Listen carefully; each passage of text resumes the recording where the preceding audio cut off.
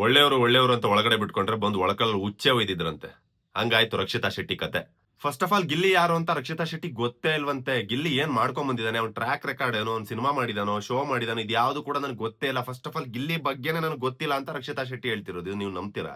ಮೊನ್ನೆ ಜಾನ್ವಿ ಅವ್ರ ಜೊತೆ ಜಗಳ ಆದಾಗ ಇದೇ ರಕ್ಷಿತಾ ಶೆಟ್ಟಿ ಹೇಳ್ತಾಳೆ, ನೀವು ಅದೇ ಪ್ರೊಫೆಷನ್ ಇಂದ ಬಂದು ನೀವು ಅದೇ ಪ್ರೊಫೆಷನ್ ಇರ್ತಕ್ಕಂತ ಇನ್ನೊಬ್ಬ ಕಂಟೆಸ್ಟೆಂಟ್ ಗೆ ಅವಮಾನ ಮಾಡ್ತಾ ಇದಾರ ಅಂತಂದೇಳಿ. ಹಾಗಾದ್ರೆ ಅವತ್ ಗೊತ್ತಿತ್ತು, ಇವತ್ ಗೊತ್ತಿಲ್ವಾ? ನನ್ಗೆ ಯಾಕೋ ಬರ್ತಾ ಬರ್ತಾ ರಕ್ಷಿತಾ ಶೆಟ್ಟಿ ಊಸ್ರುವಳ್ಳಿ ಆಗ್ಬಿಟ್ಲಾ ಅನ್ಸ್ತಿದೆ. ನಿನ್ನೆ ಎಪಿಸೋಡ್ ನೋಡಿರ್ತಕ್ಕಂಥ ಪ್ರತಿಯೊಬ್ಬರಿಗೂ ಕೂಡ ರಕ್ಷಿತಾ ಶೆಟ್ಟಿ ಕಂಡ್ರೆ ಮೈ ಉರಿತಾ ಇದೆ, ಸಿಟ್ಟು ಬರ್ತಾ ಇದೆ. ಯಾಕೆ ಈ ರೀತಿ ಚೇಂಜ್ ಆದ್ಲು, ಇಂಥೊಳಗ ನಾ ಸಪೋರ್ಟ್ ಮಾಡಿದಂತ ಪ್ರತಿಯೊಬ್ರು ಕೂಡ ಸ್ಟೇಟಸ್ ಹಾಕ್ತಾ ಇದಾರೆ, ಕಮೆಂಟ್ ಆಗ್ತಾ ಇದಾರೆ, ಪ್ರತಿಯೊಬ್ರು ಕೂಡ ಬೇಜಾರಾಗಿ ಹೋಗಿದ್ದಾರೆ. ಹಾಗಾದ್ರೆ ನಿನ್ನೆ ಎಪಿಸೋಡ್ ಅಲ್ಲಿ ರಕ್ಷಿತಾ ಶೆಟ್ಟಿ ನಡ್ಕೊಂಡಿದ್ದು ಸರಿನಾ?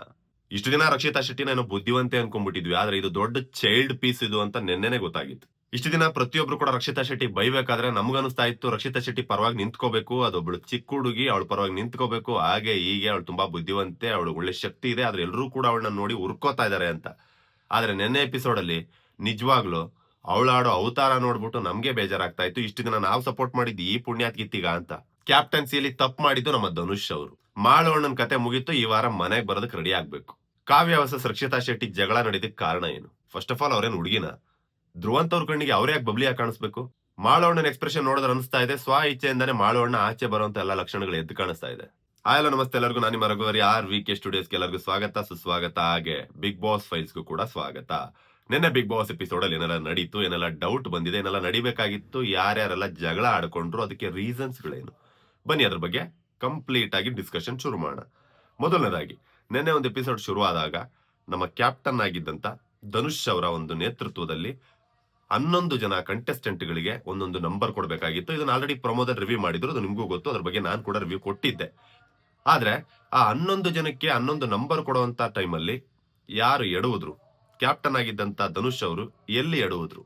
ಓಕೆ, 11 ಜನಕ್ಕೂ ಒಂದೊಂದು ಸ್ಥಾನವನ್ನ ಕೊಟ್ಟಿದ್ರು. ಇದರಲ್ಲೇ ತುಂಬಾ ಹೈಲೈಟ್ ಆಗಿದ್ದು ಮಾಳು ಅವರಿಗೆ 11ನೇ ಸ್ಥಾನ ಕೊಟ್ಟಿತ್ತು, ಸೂರಜ್ ಅವರಿಗೆ 10ನೇ ಸ್ಥಾನ ಕೊಟ್ಟಿತ್ತು, ಧ್ರುವಂತ್ ಅವರಿಗೆ 9ನೇ ಸ್ಥಾನ ಕೊಟ್ಟಿತ್ತು, ರಾಶಿಕಾ ಅವರಿಗೆ 8ನೇ ಸ್ಥಾನ ಕೊಟ್ಟಿತ್ತು, ಸ್ಪಂದನ ಅವರಿಗೆ 7ನೇ ಸ್ಥಾನ, ಇನ್ನು ಅಭಿಷೇಕು ಇನ್ ಮಿಕ್ಕಂತವ್ರಿಗೆಲ್ಲ ಉಳಿದಂತ ಸ್ಥಾನಗಳು.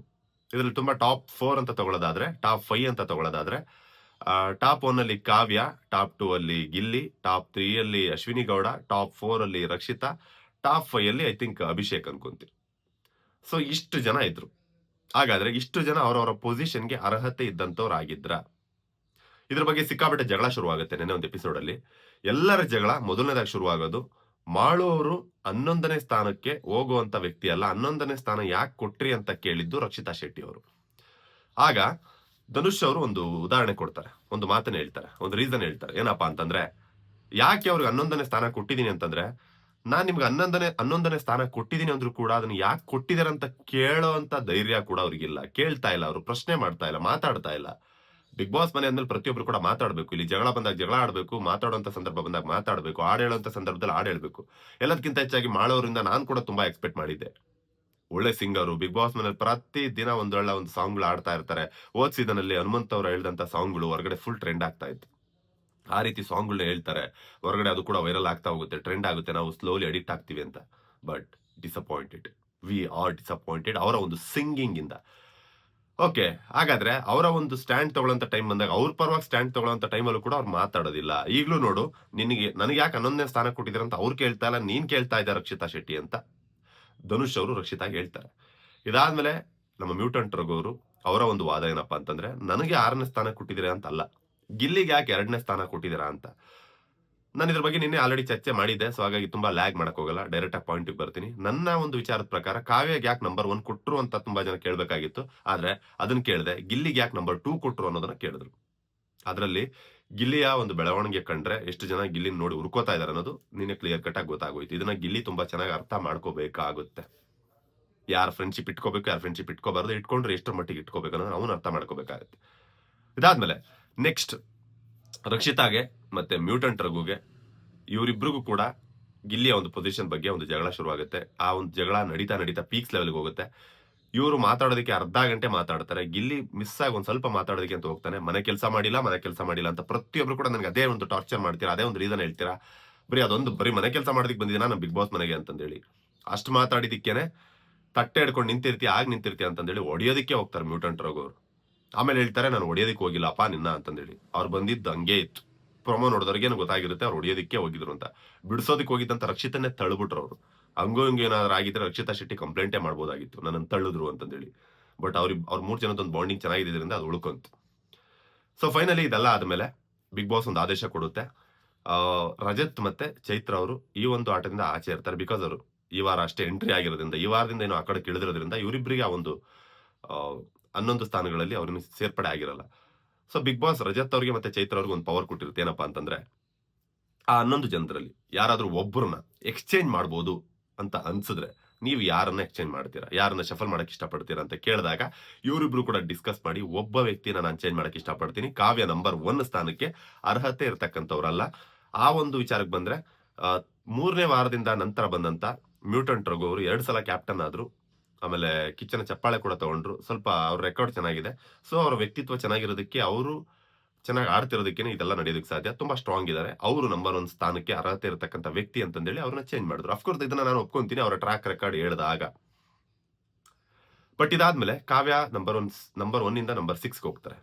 ಸೊ ಆ ಒಂದು ವಿಚಾರದಲ್ಲಿ ನನಗೂ ಬೇಜಾರಾಗಿದ್ದೇನಪ್ಪ ಅಂದ್ರೆ ಕಾವ್ಯ ನಂಬರ್ 6 ಹೋಗುವಂತ ಕ್ಯಾಂಡಿಡೇಟು ಅಲ್ಲ. ಹಾಗಂತ ರಜತ್ ಅವರು ಮಾಡಿದ್ರು ಅಂತಾನು ಹೇಳ್ತಾ ಇಲ್ಲ. ಬಿಕಾಸ್ ಅವ್ರಿಗೆ ಇದ್ದಿದ್ದು ಒಂದೇ ಆಪ್ಷನ್, ಒಬ್ಬರನ್ನ ಎಕ್ಸ್ಚೇಂಜ್ ಮಾಡ್ಬೇಕಷ್ಟೇ ಇದ್ದಿದ್ದು. ಇವರ ಪೊಸಿಷನ್ ಅವ್ರಿಗೆ, ಅವರ ಪೊಸಿಷನ್ ಇವ್ರಿಗೆ. ಸೊ ಈ ವಿಚಾರದಲ್ಲಿ ರಜತ್ ಅವ್ರದ್ದು ಕೂಡ ತಪ್ಪಿಲ್ಲ. ಇನ್ನು ನೆಕ್ಸ್ಟ್ ವಿಚಾರಕ್ಕೆ ಬಂದ್ರೆ ಅಶ್ವಿನಿ ಗೌಡ ಅವರಿಗೆ ಒಂದು ರೀಸನ್ ಕೊಡ್ಬೇಕಾಗುತ್ತೆ. ಯಾಕೆ ನನಗೆ ನಂಬರ್ 4 ಕೊಟ್ಟಿದ್ದೀರಾ, ನಂಬರ್ 3 ಯಾಕೆ ಕೊಟ್ಟಿದ್ದೀರಾ ಅಂತ ಕೇಳಿದಾಗ, ನಂಬರ್ 3 ಸ್ಥಾನ ನಾನು ನಿಮ್ಗೆ ಯಾಕೆ ಕೊಟ್ಟಿದ್ದೀನಿ ಅಂತಂದ್ರೆ ಮ್ಯಾಮ್, ಬೇರೆಯವ್ರ ಸ್ಟ್ಯಾಂಡ್ ಕೂಡ ನೀವೇ ತಗೋತಾ ಇದ್ದೀರಾ, ಬೇರೆ ಹೆಣ್ಮಕ್ಳ ಪರವಾಗಿ ನೀವೇ ಮಾತಾಡ್ತಾ ಇದ್ದೀರಾ. ಸೊ ಈ ಒಂದು ರೀಸನ್ ಧನುಷ್ ಇಂದ ನಾನು ಎಕ್ಸ್ಪೆಕ್ಟ್ ಮಾಡಿರ್ಲಿಲ್ಲ. ಸೊ ಈ ರೀಸನ್ ಯಾಕೋ ಸ್ಯಾಟಿಸ್ಫೈಡ್ ಅಂತ ಅನಿಸ್ಲೂ ಇಲ್ಲ. ಸೊ ಧನುಷ್ ಅವರು ನಿರ್ಧಾರ ತಗೊಳ್ಳೋಂಥ ವಿಚಾರದಲ್ಲಿ ಎಲ್ಲೋ ಒಂದ್ ಕಡೆ ಕೆಲವೊಂದು ವಿಚಾರಗಳಲ್ಲಿ ಕೆಲವೊಂದು ಕ್ಯಾರೆಕ್ಟರ್ಗಳನ್ನ ಸರಿಯಾದ ಒಂದು ಪೊಸಿಷನ್ಸ್ ಕೊಡುವಂತ ಸಂದರ್ಭದಲ್ಲಿ ಎಡವಿದಾರೆ ಅಂತ ಅನಿಸ್ತು. ಇದಿಷ್ಟು ಫಿನಿಶ್ ಆಗುತ್ತೆ. ಇದಿಷ್ಟು ಫಿನಿಶ್ ಆದ್ಮೇಲೆ ಒಳಗಡೆ ಹೋದಾಗ ಎಲ್ಲರೂ ಕೂಡ ರಕ್ಷಿತಾ ಶೆಟ್ಟಿ ಕೇಳ್ತಿರ್ತಾರೆ. ಅಂದ್ರೆ ಧನುಷ್ ಅವರು ರಕ್ಷಿತಾ ಶೆಟ್ಟಿ ಕೇಳ್ತಿರ್ತಾರೆ. ಅವಾಗ ರಕ್ಷಿತಾ ಶೆಟ್ಟಿಗೆ ಧನುಷ್ ಅವರು ಹೇಳ್ತಾರೆ, ಈಗ್ಲೂ ನೋಡು ನನಗೆ ಯಾಕೆ 11ನೇ ಸ್ಥಾನ ಕೊಟ್ಟಿದ್ದೀರಾ ಅಂತಂದೇಳಿ ಮಾಳುನೇ ಬಂದು ಕೇಳ್ತಾ ಇಲ್ಲ, ಇವಾಗ್ಲೂ ಬಂದು ನೀನೇ ಕೇಳ್ತಾ ಇದೆಯಾ, ಅದೇ ಕಾರಣಕ್ಕೆ ನಾನು 11 ಸ್ಥಾನದಲ್ಲಿ ಇಟ್ಟಿರೋದು, ಕೊನೆಯ ಸ್ಥಾನದಲ್ಲಿ ಇಟ್ಟಿರೋದು ಅಂತ ಕ್ಲಿಯರ್ ಆಗಿ ಹೇಳಿದ್ರು ಕೂಡ ಅವಳ ತಪ್ಪನ್ನು ಅವಳು ಒಪ್ಕೊಳ್ಳೋದಕ್ಕೆ ರೆಡಿ ಇಲ್ಲ. ರಕ್ಷಿತಾ ಶೆಟ್ಟಿ ನಿನ್ನೆ ಒಂದು ಎಪಿಸೋಡ್ ತುಂಬಾ ವರ್ಸ್ಟ್ ಆಗೋದು, 2 ವರ್ಸ್ಟ್ ಆಗೋದು. ಇದಾದ್ಮೇಲೆ ಅಶ್ವಿನಿ ಗೌಡ ಅವರು ಮತ್ತೆ ಮ್ಯೂಟೆಂಟ್ ರಘು ಅವರು ಸಪರೇಟ್ ಆಗೋ ಸೈಡಲ್ಲಿ ಮಾತಾಡ್ತಿರ್ತಾರೆ. ಏನಪ್ಪಾ ಅಂತಂದ್ರೆ ಗಿಲ್ಲಿಗೆ 2ನೇ ಸ್ಥಾನ ಕೊಟ್ಟಿದ್ದು ಇಷ್ಟ ಆಗಿಲ್ಲ, ಅವನೇನು ಇದ್ ಮಾಡಿದಾನ, ಕಳ್ಳಾಟ ಅವನು, ಕಳ್ಳ ಅವನು, ಕೆಲಸ ಮಾಡಿಲ್ಲ, ಹಾಗೆ ಅಂತ ಬೈಕೋತಾ ಇರ್ತಾರೆ. ಜೊತೆಲಿದ್ದಾಗ ಒಂದು, ಬೆನ್ನಿಂದ ಇನ್ನೊಂದು ಮಾತಾಡೋದು, ಇವರಿಬ್ರು ಕೂಡ ಶುರು ಮಾಡಿದ್ರು. ಮ್ಯೂಟೆಂಟ್ ರಘು ಅವರಿಂದ ನಾನು ಇದನ್ನಂತ ಎಕ್ಸ್ಪೆಕ್ಟ್ ಮಾಡಿರ್ಲಿಲ್ಲ. ತುಂಬಾ ಬೇಜಾರಾಯ್ತು ಅವರಿಬ್ರು ಆ ರೀತಿ ಸಪರೇಟ್ ಆಗಿ ಮಾತಾಡ್ಕೊಂಡಿದ್ದು. ಇದಿಷ್ಟು ಆದ್ಮೇಲೆ ನಿನ್ನೆ ಇನ್ನೊಂದು ಟಾಸ್ಕ್ ಇರುತ್ತೆ ಸ್ನೇಹಿತರೆ, ಅದು ತುಂಬಾ ಹೈಲೈಟ್ ಆಗಿರ್ತಕ್ಕಂಥ ಟಾಸ್ಕ್. ಆ ಒಂದು ಟಾಸ್ಕ್ ಹೆಂಗಿತ್ತಂದ್ರೆ, ನೀವೆಲ್ಲ ನೋಡಿರ್ಬೋದು, ಒಂದು ಬ್ಯಾಗ್ ಇರುತ್ತೆ ಬೆನ್ನಿಗೆ, ಅದರಿಂದ ಒಂದಷ್ಟು ಚೂರಿಗಳಿರುತ್ತೆ. ನಮ್ಮ ಚೂರಿನಾದ್ರೂ ತಗೊಂಡೋಗಿ ನಾವು ಬೇರೆಯವ್ರಿಗೆ ಚುಚ್ಚಬಹುದು, ನಾವು ನಾಮಿನೇಟ್ ಮಾಡ್ತಕ್ಕಂಥ ವ್ಯಕ್ತಿಗೆ, ಅಥವಾ ಬೇರೆಯವರ ಚೂರಿಗಳನ್ನ ತಗೊಂಡು ಚುಚ್ಚಿ ಬೇರೆಯವ್ರನ್ನ ಸೇಫ್ ಮಾಡಿ ನಾವು ಇನ್ನೊಬ್ಬರಿಗೆ ಚುಚ್ಚಬಹುದು. ಈ ತರ ಇರುತ್ತೆ. ಸೊ ಈ ಒಂದು ಆಟದಲ್ಲಿ ಧ್ರುವಂತ್ ಅವರು, ಅಭಿಷೇಕ್ ಅವರು ಮತ್ತೆ ಸೂರಜ್ ಅವ್ರನ್ನ ಚೂಸ್ ಮಾಡ್ತಾರೆ. ಅಭಿಷೇಕ್ ಮತ್ತೆ ಸೂರಜ್ ಅವ್ರನ್ನ ಚೂಸ್ ಮಾಡಿದಾಗ ಅವ್ರು ಕೊಟ್ಟಂತ ರೀಸನ್ ಸಿಲ್ಲಿ ಆಗಿರುತ್ತೆ. ಯಾಕೆ ಅಂತಂದ್ರೆ ಅಭಿಷೇಕ್ ಅವ್ರನ್ನ ಚೂಸ್ ಮಾಡಿದಾಗ ಅವ್ರು ಯಾವ್ದೋ ಒಂದು ರೀಸನ್ ಹೇಳ್ತಾರೆ ಸ್ಟಾರ್ಟಿಂಗ್ ಅಲ್ಲಿ, ಕೊನೆಯಲ್ಲಿ ಅದು ಯಾವ ರೀಸನ್, ಯಾವ ಟೈಮಲ್ಲಿ, ಯಾವ ಸಿಚುವೇಶನ್ ಅಂತ ಕೇಳಿದ್ರೆ ನೆನಪಾಗ್ತಿಲ್ಲ ಅಂತ ಹೇಳ್ತಾರೆ. ಕೊನೆಯದಾಗಿ ಕೇಳಿದಾಗ ಹೇಳ್ತಾರೆ, ನನಗೆ ಲಾಸ್ಟ್ ಹೋದ ವಾರದಲ್ಲಿ ನೀವು ಮ್ಯಾನೇಜರ್ ಆಗಿ ಮಾಡಿದಂತ ಕೆಲಸ ನನಗೆ ಇಷ್ಟ ಆಗಿಲ್ಲ ಅಂತ. ಅದನ್ನ ಡೈರೆಕ್ಟ್ ಆಗಿ ಹೇಳ್ಬೋದಾಗಿತ್ತಲ್ಲ, ಅದಕ್ಕೆ ಸುತ್ತಿ ಬಳಸಿ ಹಾಗೆ ಹೀಗೆ ನೀವು ಕೊಟ್ಟಂತ ರೀಸನ್ ಸರಿ ಇಲ್ಲ ಅಂತಂದೇಳಿ. ಸೊ ಅಭಿಷೇಕ್ ಅವರ ಕಣ್ಣಿಗೆ ಅವರು ಕೆಟ್ಟವರಾಗ್ತಾರೆ. ನೆಕ್ಸ್ಟ್ ಸೂರಜ್ ಅವ್ರ ವಿಚಾರದಲ್ಲಿ ರೀಸನ್ ಕೊಡುವಂತ ಸಂದರ್ಭದಲ್ಲಿ, ನೀವು ಬಬ್ಲಿಯಾಗಿ ಕಾಣಿಸ್ತಾ ಇಲ್ಲ ನನಗೆ, ಅದಕ್ಕೋಸ್ಕರ ನಾನು ನಿಮ್ಮನ್ನು ನಾಮಿನೇಟ್ ಮಾಡ್ತಾ ಇದ್ದೀನಿ ಅಂತ ಹೇಳ್ತಾರೆ. ಫಸ್ಟ್ ಆಫ್ ಆಲ್ ಒಂದು ಹುಡುಗ ಇನ್ನೊಂದು ಹುಡುಗನಿಗೆ ಯಾಕೆ ಬಬ್ಲಿಯಾಗಿ ಕಾಣಿಸ್ಬೇಕು ಅಂತ. ಸೊ ನಿನ್ನೆ ಎಲ್ಲರೂ ಕೂಡ ಅದನ್ನೇ ಆಡ್ಕೊಂಡು ಹಾಕ್ತಾರೆ. ರಜತ್ ಅವರು, ಮ್ಯೂಟೆಂಟ್ ರಘು ಅವರು, ಅಶ್ವಿನಿ ಅವರು, ಸ್ಪಂದನ ಅವರು, ಚೈತ್ರ ಅವರು ಎಲ್ಲರೂ ಕೂಡ ಬಬ್ಲಿ ಆಗಿಲ್ಲ ಅನ್ನೋದೊಂದು ರೀಸನ್, ಹಾಗೆ ಹೀಗೆ ಅಂತೇಳಿ ಅದನ್ನ ಡಿಸ್ಕಷನ್ ನಡೆಯುತ್ತೆ. ಬಟ್ ಮೇನ್ ಹೈಲೈಟ್ ಇವಾಗ ಶುರುವಾಗುತ್ತೆ. ಇದಾದ್ಮೇಲೆ ನೆಕ್ಸ್ಟ್ ಮ್ಯೂಟೆಂಟ್ ರಘು ಅವರ ಒಂದು ಸಂದರ್ಭ ಬರುತ್ತೆ, ಅವ್ರು ಚೂಸ್ ಮಾಡೋಂಥ ಟೈಮ್. ಅಲ್ಲಿ ಮ್ಯೂಟೆಂಟ್ ರಘು ಅವ್ರು ಹೋಗ್ಬಿಟ್ಟು ಚೂಸ್ ಮಾಡ್ತಕ್ಕಂಥ ಮೊದಲನೇ ವ್ಯಕ್ತಿ ಧ್ರುವಂತ್ ಅವರು. ಅವ್ರು ಹೇಳ್ತಾರೆ, ನೀವು ಈ ವಾರನೇ ಮನೆಗೆ ಹೋಗ್ಬೇಕಂತ ಸ್ವ ಇಚ್ಛೆಯಿಂದ ಸುದೀಪ್ ಸರ್ ಎದುರುಗಡೆ ಹೇಳಿದ್ರಿ, ಸೊ ಹಾಗಾಗಿ ನಾನು ನಿಮ್ಮನ್ನೇ ಚೂಸ್ ಮಾಡ್ತಾ ಇದ್ದೀನಿ, ನೀವೇ ಸ್ವ ಇಚ್ಛೆಯಿಂದ ಇಷ್ಟಪಟ್ಟಿರೋದ್ರಿಂದ ನಾನು ನಿಮ್ಮನ್ನ ಕಳ್ಸಕ್ಕೆ ಇಷ್ಟಪಡ್ತೀನಿ ಅಂತ ಅವ್ರು ಚುಚ್ಚಿ ಅವ್ರನ್ನ ನಾಮಿನೇಟ್ ಮಾಡ್ತಾರೆ. ನೆಕ್ಸ್ಟ್ ಗಿಲ್ಲಿನ ಟಾರ್ಗೆಟ್ ಮಾಡ್ತಾರೆ. ಗಿಲ್ಲಿನ ಟಾರ್ಗೆಟ್ ಮಾಡ್ಬಿಟ್ಟು ನಡೆದಂತ ಪ್ರಸಂಗಗಳು ಹೇಳ್ತಾರೆ. ಅಫ್ಕೋರ್ಸ್ ನಾನು ಹೇಳಿದ್ನಲ್ಲ, ಗಿಲ್ಲಿ ಎಷ್ಟೇ ಹತ್ರಕ್ಕೆ ಹೋದ್ರು ಕೂಡ ನೀನ್ ನನ್ನ ಹತ್ರ ಬರಬೇಡ, ನಿನ್ನ ಹತ್ರ ಮಾತಾಡ್ಸ್ಬೇಡ ಅಂತ ಮ್ಯೂಟೆಂಟ್ ರಘು ಹೇಳ್ತಿದ್ರು ಕೂಡ ಗಿಲ್ಲಿ ಬೇಕು ಬೇಕಂತ ಹೋಗ್ತಾ ಇದ್ದಾನೆ. ನನಗೆ ನಿನ್ ಫ್ರೆಂಡ್ಶಿಪ್ ಬೇಕಣ್ಣ, ನಾನು ನಿನ್ ಫ್ರೆಂಡು, ನಾನು ಹಂಗೆಲ್ಲ ಬಿಟ್ಕೊಡಲ್ಲ, ಕಷ್ಟ ಬಂತಂತ ಬಿಟ್ಕೊಡಲ್ಲ, ನೀನ್ ನನ್ನ ತಳ್ತಾ ಇದೆ ಅಂತ ನಾನು ನಿನ್ ತಳಕ್ಕಾಗಲ್ಲ ಅಂತೆಲ್ಲ ಹೇಳ್ತಾರೆ. ಈ ಒಂದು ವಿಚಾರದಲ್ಲಿ ಆ ಒಂದು ನಿನ್ನೆ ಕನ್ವರ್ಸೇಷನ್ ಅಲ್ಲೂ ಮ್ಯೂಟೆಂಟ್ ರಘು ಅವ್ರು ಹೇಳ್ತಾರೆ, ನೀನ್ ಬರ್ಬೇಡ ಇನ್ ಮುಂದೆ ನನ್ನ ಪಾಡಿಗೆ ನಾನು ಬಿಟ್ಬಿಡು, ನನ್ನ ತಂಟೆಗೆ ಬರ್ಬೇಡ ಅಂದ್ರೂ ಕೂಡ ನಾನು ಬರ್ತೀನಿ, ನೀನ್ ಯಾರು ಕೇಳಕ್ಕೆ, ನನಗೆ ನನ್ನ ಫ್ರೆಂಡ್ ಇಂಪಾರ್ಟೆಂಟು, ನಾನು ನಿನ್ನ ಫ್ರೆಂಡು ಕುಚಿಕ್ಕು, ನಾನು ಹಂಗೆಲ್ಲ ಬಿಟ್ಕೊಡಲ್ಲ, ನೀನ್ ಬಿಟ್ಕೊಟ್ಟೆ ಅಂತ ನಾನು ಬಿಟ್ಕೊಡಲ್ಲ ಅಂತ ಹೇಳ್ತಾರೆ. ಸೊ ಇದಿಷ್ಟು ನಡೆಯುತ್ತೆ ಗೈಸ್. ಮೇಯ್ನು ಇವಾಗ ಶುರು ಆಗೈತೆ ಆ ಕಡೆ. ಏನಪ್ಪಾ ಅಂತಂದ್ರೆ ನೆಕ್ಸ್ಟ್ ಟರ್ನ್ ಇರೋದು ರಕ್ಷಿತಾ ಶೆಟ್ಟಿ. ರಕ್ಷಿತಾ ಶೆಟ್ಟಿ ಬಂದು ಫಸ್ಟ್ ಚೂಸ್ ಮಾಡ್ತಕ್ಕಂಥದ್ದು ಸೂರಜ್ ಅವರ ಕತ್ತಿ ತಗೊಂಡು ಇವ್ರಿಗೆ ಚುಚ್ಚಬೇಕು, ಗಿಲ್ಲಿಗೆ ಚುಚ್ಚಬೇಕು ಅಂತ ಟ್ರೈ ಮಾಡ್ತಾಳೆ. ಬಟ್ ಸೂರಜ್ ಅವ್ರು ಕತ್ತಿ ಕೊಡಲ್ಲ, ನಿಮ್ ಕತ್ತಿನೇ ಕೊಡ್ತೀನಿ, ನಿಮ್ ಕತ್ತಿ ತಗೊಂಡು ನೀವೇ ಚುಚ್ಚಿ ಅಂತ. ಇಲ್ಲಿ ರಕ್ಷಿತಾ ಶೆಟ್ಟಿ ಎಷ್ಟು ವರ್ಸ್ಟ್, ಫಸ್ಟ್ ಟೈಮ್ ನನಗೆ ವರ್ಸ್ಟ್ ಅಂತ ಅನ್ಸಿದ್ದು, ಫಸ್ಟ್ ಟೈಮ್ ಫುಲ್ಲಿ ಚೈಲ್ಡ್ ಅನ್ಸಿದ್ದು, ಓವರ್ ಗಾಂಚಿಲಿ ಅನ್ಸಿದ್ದು ನನಗೆ ಫಸ್ಟ್ ಟೈಮ್ ರಕ್ಷಿತಾ ಶೆಟ್ಟಿ ನೋಡಿದ್ಮೇಲೆ ಫಸ್ಟ್ ಟೈಮ್ ನನಗೆ ಬೇಜಾರಾಗಿತ್ತು.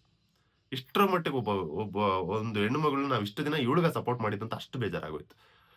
ಯಾಕೆಂದ್ರೆ ಅವಳು ನಡ್ಕೊಂತಿದ್ದಂತ ರೀತಿ, ಕೊಟ್ಟಂತ ರೀಸನ್ಸ್ಗಳು ಟೂ ಸಿಲ್ಲಿ.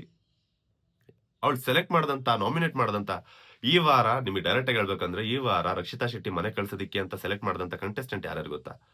ಗಿಲ್ಲಿ ಮತ್ತೆ ಕಾವ್ಯ. ಇಷ್ಟರಲ್ಲೇ ಅರ್ಥ ಮಾಡ್ಕೊಳ್ಳಿ ಜೊತೆಲಿ ಬೆನ್ನಿಗೆ ಚೂರಿ ಹಾಕೋದು ಹೆಂಗಿರುತ್ತೆ ಅಂತ.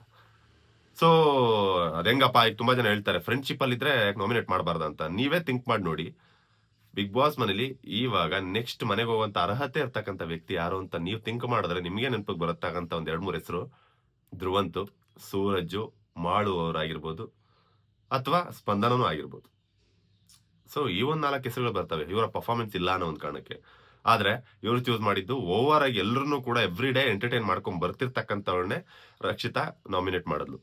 ಸೊ ಇಲ್ಲಿ ಅರ್ಥ ಆಯ್ತು, ಪರ್ಸನಲ್ ಆಗಿ ಇವಳು ಎದುರ್ಕೊಂಡಿದ್ದಾಳೆ. ಗಿಲ್ಲಿ ನನ್ ಜೊತೆಗಿದ್ರೆ, ಗಿಲ್ಲಿ ನನ್ ಜೊತೆಗಿದ್ದ ಅಂತಂದ್ರೆ ನೆಕ್ಸ್ಟ್ ಗಿಲ್ಲಿಯಿಂದ ನಾನು ಸೋಲೋ ಅಂತ ಟೈಮ್ ಇದೆ, ನಾನು ಫಸ್ಟ್ ಗಿಲ್ಲಿನ ಕಳಿಸ್ಬೇಕು, ಕಾವ್ಯನ ಕಳಿಸ್ಬೇಕಂತ ಎದುರ್ಕೊಂಡು ನಾಮಿನೇಟ್ ಮಾಡೋದು ಕ್ಲಿಯರ್ ಕಟ್ ಆಗಿ ಅರ್ಥ ಆಗೋಯ್ತು. ಗಿಲ್ಲಿ ಜೊತೆ ಜಗಳಕ್ಕೆ ಇಳಿತಾಳೆ, ಮಾತುಗಳಿತಾಳೆ, ಬಟ್ ವರ್ಕ್ ಆಗಲ್ಲ, ಬಾಯಿ ಕೊಡಕ್ಕಾಗಲ್ಲ. ಕೊನೆಯಲ್ಲಿ ನೆಕ್ಸ್ಟ್ ಅದಕ್ಕಿಂತ ನೆಕ್ಸ್ಟ್ ಲೆವೆಲ್ ಅಲ್ಲಿ ಸಿಲ್ಲಿ ಅನ್ಸಿದೆಯಲ್ಲಿ ಗೊತ್ತಾ, ಅವಳು ಕಾವ್ಯಂಗ್ ಹೋಗಿ ಚುಚ್ಚಿತ್ತು. ಕಾವ್ಯಂಗ್ ಹೋಗಿ ಚುಚ್ಚಿ ನಿಂತ್ಕೋತಾ ಇಲ್ಲ, ಒಂದು ಕಡೆ ನಿಂತ್ಕೊಂಡು ಮಾತಾಡ್ತಾ ಇಲ್ಲ, ಫುಲ್ ಎದ್ರುಕೊಂಡು ಆ ಕಡೆ ಈ ಕಡೆ ಈ ಕಡೆ ಓಡಾಡ್ತಾ ಇದ್ದಾಳೆ. ಕಾವ್ಯ ಅವಾಗ ಜಾಸ್ತಿ ಮಾತಾಡ್ತಾಳೆ, ಅವಾಗೆಲ್ಲ ಹೇಳ್ತಿದ್ದಾಳೆ ಸ್ಟ್ರಾಟಜಿ, ನೀವು ಬರೀ ಸ್ಟ್ರಾಟಜಿ ಮಾಡ್ತೀರಾ, ಹಾಗೆ ಮಾಡ್ತೀರಾ, ಹೀಗೆ ಮಾಡ್ತೀರಾ, ಗಿಲ್ಲಿನ ಅವ್ರ ಪಾಡಿ ಅವ್ರನ್ನ ಬಿಟ್ಬಿಡಿ, ಗಿಲ್ಲಿನ ಅವ್ರ ಪಾಡಿ ಅವ್ರು ಬಿಟ್ಬಿಡಿ, ನಿಮ್ಮಿಂದ ಅವ್ರಿಗೆ ತೊಂದರೆ ಆಗ್ತಾ ಇದೆ ಅಂತ ಹೇಳ್ತಾರೆ. ಇದೆಲ್ಲ ಒಂದು ರೀಸನ್, ನೀವು ಸ್ವಲ್ಪ ಥಿಂಕ್ ಮಾಡಿ. ಅದೇ ರಕ್ಷಿತಾ ಶೆಟ್ಟಿ ನಿನ್ನೆ ಒಂದು ಎಪಿಸೋಡ್ ಅಲ್ಲಿ ಹೇಳ್ತಾಳೆ ವೀಕ್ ಇರೋರ್ನ ಬಿಗ್ ಬಾಸ್ ಮನೆಯಿಂದ ಆಚೆ ಹಾಕ್ಬೇಕು ಅಂತ. ಹಾಗಾದ್ರೆ ನಿಮ್ ಪ್ರಕಾರ ನೀವೇ ಹೇಳಿ, ನೀವೇ ಕಮೆಂಟ್ ಅಲ್ಲಿ ತಿಳಿಸಿ, ಗಿಲ್ಲಿ ಮತ್ತೆ ಕಾವ್ಯ ಕಂಪ್ಯಾರಿಟಿವ್ಲಿ ಅದರ್ ಕಂಟೆಸ್ಟೆಂಟ್ಸ್ ಅವರು ಇಬ್ರು ಕೂಡ ವೀಕ್ ಇದಾರ ನಿಮ್ಗೆ ಅನ್ಸುತ್ತಾ? ಸೊ ನನಗೆ ನಿಜವಾಗ್ಲೂ ನೆನ್ನೆ ಎಪಿಸೋಡ್ ಅಲ್ಲಿ ಊಸುರುವಳ್ಳಿ ಅಂತ ಅನ್ಸಿದ್ ರಕ್ಷಿತಾ ಶೆಟ್ಟಿನೇ. ಇದನ್ನ ಎಷ್ಟೋ ಜನ ಬೇಜಾರಾದ್ರೂ ಪರವಾಗಿಲ್ಲ, ನನಗೆ ನಿನ್ನೆ ಎಪಿಸೋಡ್ ಸಿಕ್ಕಾಬಟ್ಟೆ ಬೇಜಾರಾಗಿದೆ. ಸೊ ಹಾಗಾಗಿ ರಕ್ಷಿತಾ ಶೆಟ್ಟಿ ನಡವಳಿಕೆ, ನಡ್ಕೊಂಡಂತ ರೀತಿ, ಮಾತಾಡದಂತ ಮಾತು, ಕೊಟ್ಟಂತ ರೀಸನ್ಸ್ ಒಂದು ಕೂಡ ಸ್ಯಾಟಿಸ್ಫ್ಯಾಕ್ಷನ್ ಅನ್ಸಿಲ್ಲ. ಕಾವ್ಯನ್ನ ಸೆಲೆಕ್ಟ್ ಮಾಡಿದಾಗ್ಲೂ ಕೂಡ ತುಂಬಾ ಚೈಲ್ಡಿಶ್ ಆಗಿ ಬಿಹೇವ್ ಮಾಡಿದ್ಲು. ಪರ್ಸನಲ್ ರಿವೆಂಜ್ ಅನ್ನ ತೋರ್ಸೋ ತರ ಇತ್ತು, ಪರ್ಸನಲ್ ರಿವೆಂಜ್ ಏನೋ ಇದೆ ಅನ್ನೋ ತರ ತೋರಿಸೋ ತರ ಇತ್ತು. ಕೊನೆಯಲ್ಲಿ ಅವರಿಬ್ಬರ ಒಂದು ವಾದದಲ್ಲಿ ಫಸ್ಟ್ ಟೈಮ್ ಕಾವ್ಯನ ಗೆದ್ಲು. ಇವರಿಬ್ರು ಕೂಡ ವಾದಕ್ಕೆ ಇಳಿದಿದ್ದು ಒಂದೇ ಸಲ ಫಸ್ಟ್ ಟೈಮ್, ಅದ್ರಲ್ಲಿ ಗೆದ್ದಿದ್ದು ಕೂಡ ಕಾವ್ಯನೇ. ಸೊ ಇದಿಷ್ಟು ನಡೆಯುತ್ತೆ. ಸೊ ಫೈನಲಿ ಇದು ಫಿನಿಶ್ ಆಗೋಗುತ್ತೆ. ಕೊನೆಗೆ ಇನ್ನೊಂದು ಟಾಪಿಕ್ ಬಗ್ಗೆ ನಾನು ಹೇಳ್ಬೇಕಂದ್ರೆ, ಫಸ್ಟ್ ಒಂದು ಗೇಮ್ ನಡೆದಿತ್ತಂದಲ್ಲ, ಆ ಗೇಮ್ ಮುಗಿದ ಮೇಲೆ ರಕ್ಷಿತಾ ಮತ್ತೆ ಗಿಲ್ಲಿ ಇಬ್ರು ಕೂಡ ನಂಬರ್ 2 ಸ್ಥಾನ ನಿನಗ್ ಕೊಟ್ಟಿದ್ರ ಬಗ್ಗೆ, ಅಂದ್ರೆ ನನಗ್ ಕೊಟ್ಟಿದ್ರ ಬಗ್ಗೆ ಯಾಕೆ ನೀನು ಮಾತಾಡದೆ, ಯಾಕೆ ಜಗಳ ಮಾಡಕ್ ಬಂದೆ ಅಂತ ಕೇಳಿದಾಗ ಅಲ್ಲಿ ರಕ್ಷಿತಾ ಶೆಟ್ಟಿ ಅಳ್ತಾ ಇರ್ತಾಳೆ. ಯಾಕೆಂದ್ರೆ ಗಿಲ್ಲಿ ಎದುರುಗಡೆ ಕಾರಣ ಕೊಡೋದಕ್ಕಾಗಲ್ಲ, ಗಿಲ್ಲಿ ಎದುರುಗಡೆ ಮಾತಾಡೋದಕ್ಕಾಗಲ್ಲ. ನಾನು ಆ ಒಂದು ಸಿಚುವೇಶನ್ ಅರ್ಥ ಮಾಡ್ಕೊಂಡೆ, ಗಿಲ್ಲಿ ಕಂಡ್ರೆ ನೆಕ್ಸ್ಟ್ ಗಿಲ್ಲಿ ಮತ್ತೆ ಕಾವ್ಯ ಇದ್ರೆ ನಾನು ಹೊರಗಡೆ ಹೋಗುವಂತ ಚಾನ್ಸ್ ತುಂಬಾ ಹತ್ರದಲ್ಲಿದೆ. ಆದಷ್ಟು ಬೇಗ ಇವರಿಬ್ಬರಿಂದ ನನಗೆ ಪ್ರಾಬ್ಲಮ್ ಇದೆ, ಇವರಿಬ್ರು ನನಗಿಂತ ಪಾಪ್ಯುಲರ್ ಇದ್ದಾರೆ ಅಂತ ಅವಳು ಕಣ್ಣೀರ್ ಆಗ್ತಾ ಇದ್ದಿದ್ದು ನನಗೆ ಎದ್ದು ಕಾಣಿಸ್ತು. ನೆಕ್ಸ್ಟ್ ಇನ್ನೊಂದು ಪಾಯಿಂಟ್ ಅನ್ನ ಬಿಟ್ಟಿದೆ, ಗಿಲ್ಲಿ ಯಾರು ಅಂತಂದೇಳಿ ಇವರಿಗೆ ರಕ್ಷಿತಾ ಶೆಟ್ಟಿ ಗೊತ್ತೇ ಇಲ್ವಂತೆ. ಕಾವ್ಯ ಹತ್ರ ನೆನೆ ಹೇಳ್ತಿದ್ದಾಳೆ, ಗಿಲ್ಲಿ ಯಾರು, ಅವ್ರು ಏನ್ ಮಾಡ್ಕೊಂಡ್ ಬಂದಿದಾರ ಅನ್ನೋದು ನನಗೆ ಇದುವರೆಗೂ ಗೊತ್ತೇ ಇಲ್ಲ, ಈಗ 2 ದಿನದ ಕೆಳಗಡೆ ಗೊತ್ತಾಗಿದ್ದು ಅಂತ ಹೇಳ್ತಿದ್ದಾಳೆ. ಇದು ನೀವು ನಂಬ್ತೀರಾ? ಒಬ್ರು ಯೂಟ್ಯೂಬರ್ ಇನ್ನೊಬ್ಬ ಯೂಟ್ಯೂಬರ್ನ ಗೊತ್ತೇ ಇಲ್ಲ ಅಂತ ಹೆಂಗೆ ಹೇಳ್ತಾರೆ? ಈಗ ಮೊನ್ನೆ 2 ದಿನದ ಕೆಳಗಡೆ ಅಷ್ಟೇ ಗೊತ್ತಾಗಿದ್ದು, ಇವರೊಬ್ಬ ಯೂಟ್ಯೂಬರ್, ಇವ್ರು ಏನ್ ಮಾಡ್ಕೊಂಡ್ ಬಂದಿದಾರೆ ಅಂತ ಮೊನ್ನೆ 2 ದಿನದ ಕೆಳಗಡೆ ಅಷ್ಟೇ ಗೊತ್ತಾಗಿದ್ದು ಅಂತ ಹೇಳ್ತಾ ಇದ್ದಾಳೆ. ಹಾಗಾದ್ರೆ ರಕ್ಷಿತಾ ಶೆಟ್ಟಿ ವರ್ಸಸ್ ಗಿಲ್ಲಿ ಆಗಿದ್ದು ಕೂಡ ಮೊನ್ನೆ ರೀಸೆಂಟ್ ಆಗಿ. ಅದು ಯಾವ ಕಾರಣದಿಂದ? ಜಾನ್ವಿ ಅವರ ಪ್ರೊಫೆಷನ್ ಬಗ್ಗೆ ಗಿಲ್ಲಿ ಮಾತಾಡ್ದಾಗಿಂದ. ಹಾಗಾದ್ರೆ ಅವತ್ತಿನ ದಿನ ಒಂದು ರೀಸನ್ ಕೊಡ್ತಾಳೆ ಇದೇ ರಕ್ಷಿತಾ ಶೆಟ್ಟಿ, ಏನಪ್ಪಾ ಅಂತಂದ್ರೆ, ನೀವು ಅದೇ ಪ್ರೊಫೆಷನ್ ಇಂದ ಬಂದು ಅದೇ ಪ್ರೊಫೆಷನ್ ಇರ್ತಕ್ಕಂಥವ್ರಿಗೆ ನೀವು ರೆಸ್ಪೆಕ್ಟ್ ಮಾಡ್ತಾ ಇಲ್ಲ ಅಂದ್ರೆ ನೀವು ಕಳಪೆ ಅಂತ ಅನಿಸ್ತಾ ಇದೆ, ನಿಮ್ಮನ್ನ ನಾನು ನಾಮಿನೇಟ್ ಮಾಡಕ್ ಇಷ್ಟಪಡ್ತೀನಿ ಅಂತ ರೀಸನ್ ಕೊಟ್ಟಿರ್ತಾಳೆ. ಹಾಗಾದ್ರೆ ಅವತ್ತು ಗೊತ್ತಿತ್ತು ಗಿಲ್ಲಿಯ ಟ್ರ್ಯಾಕ್ ರೆಕಾರ್ಡ್, ಇವತ್ತು ಗೊತ್ತಿಲ್ಲ. ಅರ್ಥ ಮಾಡ್ಕೊಳ್ಳಿ. ಇದ್ರಲ್ಲೇ ರಕ್ಷಿತಾ ಶೆಟ್ಟಿ ಮುಖವಾಡ ಎಷ್ಟು ಚೆನ್ನಾಗಿದೆ, ಎಷ್ಟು ಚೆನ್ನಾಗಿ ಊಸರವಳ್ಳಿ ಬಣ್ಣ ಬದಲಾಯಿಸ್ತಿದ್ದಾಳೆ ಅಂತ. ನಾನು ಕೂಡ ಮುಂಚೆ ಸಪೋರ್ಟ್ ಮಾಡಿದ್ದೀನಿ ರಕ್ಷಿತಾ ಶೆಟ್ಟಿಗೆ. ಬಟ್ ಫಸ್ಟ್ ಟೈಮ್ ನನಗೆ ಹರ್ಟ್ ಆಯ್ತು ರಕ್ಷಿತಾ ಶೆಟ್ಟಿ ವಿಚಾರದಲ್ಲಿ. ರೀಸನ್ಸ್ ಕರೆಕ್ಟಾಗಿ ಕೊಟ್ಟಿದ್ರೆ ಒಪ್ಕೊಂಡ್ಬಿಡ್ತಾ ಇದ್ದೆ. ಬಟ್ ಗಿಲ್ಲಿ ಹೇಳೋ ರೀತಿನೇ ರೀಸನ್ಸ್‌ಗಳು ಕರೆಕ್ಟಾಗಿ ಕೊಡಕ್ ಬರಲ್ಲ. ಸೊ ರೀಸನ್ ಯಾವಾಗ ಕರೆಕ್ಟಾಗಿ ಕೊಡಕ್ ಬರಲ್ಲ ಅಂದಾಗ ಅದರ ಅರ್ಥ ಒಳಗಡೆಯಿಂದ ಬೇರೆ ಏನೋ ಕಾರಣಗಳಿರುತ್ತೆ. ಸೊ ಅವಾಗ ಒಳಗಡೆಯಿಂದ ಏನೋ ಒಂದು ಪೇನ್ ಇದ್ದಾಗ, ಒಳಗಡೆಯಿಂದ ಏನೋ ಒಂದು ಬೇಜಾರಿದ್ದಾಗ, ಒಳಗಡೆಯಿಂದ ಏನೋ ಒಂದು ಸಿಟ್ಟಿದ್ದಾಗ, ಹೊರಗಡೆಯಿಂದ ಕೊಡುವಂತ ರೀಸನ್ಸ್ ಅಷ್ಟೇ ತಪ್ಪಾಗಿರುತ್ತೆ. ಓಕೆ. ಇದಿಷ್ಟು ನಿನ್ನೆ ಒಂದು ಎಪಿಸೋಡಲ್ಲಿ ನಡೆದಂತ ನಿನ್ನೆ ಎಪಿಸೋಡ್‌ನ ಬಗ್ಗೆ ಕೊಟ್ಟಂತ ಒಂದು ರಿವ್ಯೂ. ಹಾಗಾದ್ರೆ ನಿನ್ನೆ ಒಂದು ಎಪಿಸೋಡಲ್ಲಿ ಏನಾದ್ರು ವಿಚಾರಗಳನ್ನ ನಾನು ಮಿಸ್ ಮಾಡಿದ್ರೆ ಅದನ್ನ ನೀವು ಕಮೆಂಟ್ ಅಲ್ಲಿ ತಿಳಿಸಿ. ಆಲ್ಮೋಸ್ಟ್ ವಿಡಿಯೋ ಲೆಂಥಿ ಆಗೋಯ್ತು. ನಾನು ಯಾವುದನ್ನು ಬಿಡದೆ ಡೀಟೇಲ್ಡ್ ಆಗಿ ಎಕ್ಸ್‌ಪ್ಲೇನ್ ಮಾಡಿದ್ದೀನಿ. 1.5 ಅವರ್ಸ್ ಇರ್ತಕ್ಕಂಥ ಒಂದು ಎಪಿಸೋಡ್‌ನ ನಾನು ಆಲ್ಮೋಸ್ಟ್ 15 ಮಿನಿಟ್ಸ್ ಅಲ್ಲಿ ಎಕ್ಸ್‌ಪ್ಲೇನ್ ಮಾಡಿದ್ದೀನಿ. ಸೊ ವಿಡಿಯೋ ಲೆಂಥಿ ಆದ್ರೂ ಕೂಡ ನೀಟಾಗಿ ಕೂತು ಕೇಳಿದಿರ ಅಂತ ಅನ್ಕೊಂತೀನಿ.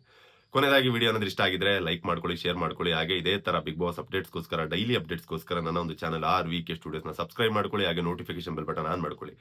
ಫೇಸ್ಬುಕ್ ಅಲ್ಲಿ ನನ್ನ ಪೇಜ್‌ನ ನೋಡ್ತಾ ಇದ್ರೆ ಗೊತ್ತಲ್ವಾ, ಅಲ್ಲೂ ಕೂಡ ಫಾಲೋ ಮಾಡ್ಕೊಳ್ಳಿ. ಅಲ್ಲಿ ಕೂಡ ನನ್ನ ಒಂದು ಪೇಜ್‌ಗೆ ಜಾಯ್ನ್ ಆಗಿ. ಸಿಗೋಣ ಮತ್ತೆ ಮುಂದಿನ ವಿಡಿಯೋದಲ್ಲಿ ಇಮಿಡಿಯೇಟ್ ಆಗಿ.